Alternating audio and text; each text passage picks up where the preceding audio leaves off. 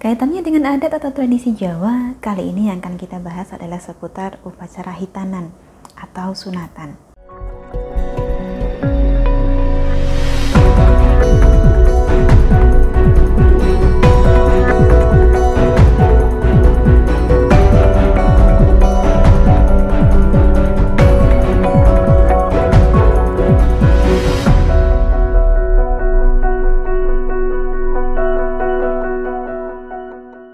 Salam Rahayu, kembali lagi dengan saya Dewi Sundari. Apa kabar Anda hari ini? Saya doakan semoga selalu sehat dan senantiasa diberikan kemudahan serta kelancaran dimanapun Anda berada. Kaitannya dengan adat atau tradisi Jawa, kali ini yang akan kita bahas adalah seputar upacara hitanan atau sunatan. Upacara sunatan ini sebenarnya bisa dikatakan hampir mirip dengan upacara perkawinan adat Jawa. Bahkan secara tradisional sama-sama dikategorikan sebagai mantu, karena memang sama-sama menggelar hajat. Zaman dulu, penyunatan dilakukan oleh seorang ahli yang disebut bong atau cala. Ahli sunat ini biasanya merangkap pula sebagai tukang cukur, jagal, atau dukun. Tetapi zaman sekarang, tentu saja praktek hitan hanya dikerjakan oleh tenaga profesional yang memiliki sertifikasi medis. Lazimnya, anak laki-laki menjalani hitanan ketika berumur antara 10 hingga 12-an tahun. Bisa dikatakan bahwa asal sudah sewindu umurnya, maka sudah bisa dihitan. Seperti halnya tradisi adat Jawa yang lain, prosesi hitanan juga melibatkan selamatan. Yang mana selamatan hitan ini antara lain terdiri dari bubur merah putih, tumpeng robyong, gula kelapa setangkep, dan klopo setandan.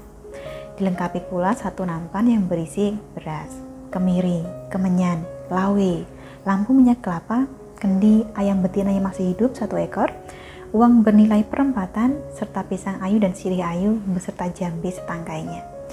Tempat yang digunakan untuk hitanan terlebih dulu dilapisi tikar atau permadani dan diberi dedaunan, termasuk daun kelueh, daun dadap sirep, dan atau alang-alang. Kemudian ditutup dengan tikar lagi.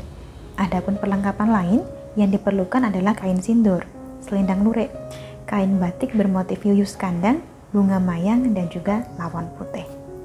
Anak yang hendak disunat atau dihitan akan duduk di pangkuan orang yang dituakan, alias pinasepuh, yang hidupnya harmonis dan bahagia.